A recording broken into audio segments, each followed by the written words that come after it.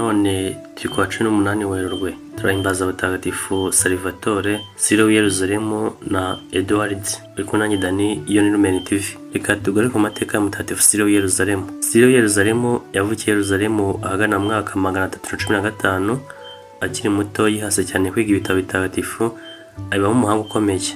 Byongeye yakunze kare imyitagatifurize y'amunaki, Yigira inama yo kuzahora ari imanzi, Yigira n'indi nama yo kwinjira mu muryango w'amunaki afite amategeko aruhije.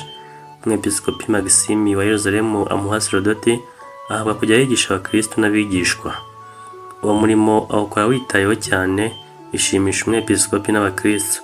Byagaragariye no mu bitabo by'inyigisho za gatisimu yanditse, nta hame yasize atarisobanuye mu mvugo y'ikeye, icengeye kandi yumvwa na bose. Yarwanyije kandi bikomeye abigisha b'inyoma basabyaga imihango mitagatifu, cyane cyane ku byerekeye Eucharistia. Muri gatisimu ye yarimbuye inyigisho z'ibinyoma zagorekaga iyobokamana ritagatifu, asinya kandi inyigisho z'iby'ibinyoma zavugaga nabi Eucharistia. Aho Magisime yapfiriye, Sirilo niwe watorewe kuba umwepisikopi wa Yeruzalemu umwaka 351. Mu mirimo ye y'ubwepisikopi yahuye n'ingorane zikomeye kubera abigisha b'inyoma bari barakurikiye umuyobe Ariyose, barwanyaga cyane Sirilo. Yigira ndetse n'igihe bamumenesheje arahunga. Icyo gihe kandi nibwo mu Misiri aba bayobe batatizaga Mutagatifu Atanazi, umwarimu wa Kiliziya wabayeho mu gihe Sirilo w'Yeruzalemu yari ariho. Bombi baziraga ko aribo bakomeye mu kunyomoza izo nyigisho zabo z'abayobe. Bamubeshyeye byinshi, bashirwa bamwirukanishije ku ntebe ya Yeruzalemu, nuko ahungira i Tarisi muri Silisiya. Agumayo kugeza aho umwami Constance wari umuyoboke wa Ariyose apfiriye.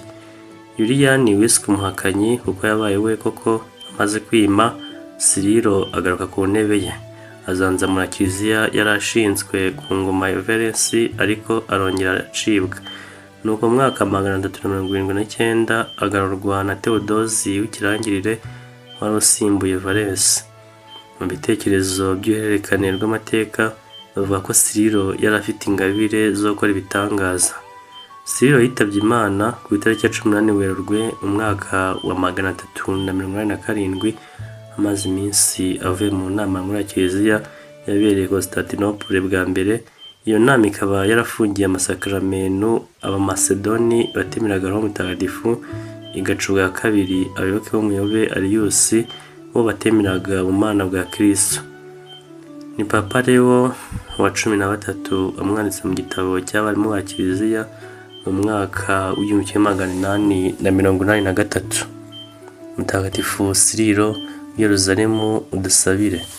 Dusoje twifuriza abahimbaza abatagatifu Sililo w'Yeruzalemu, Salvatore na Edward kugira iminsi myiza. Namwe inshuti z'Imana kandi bana Bikira Mariya, mukomeze kugira umunsi mwiza.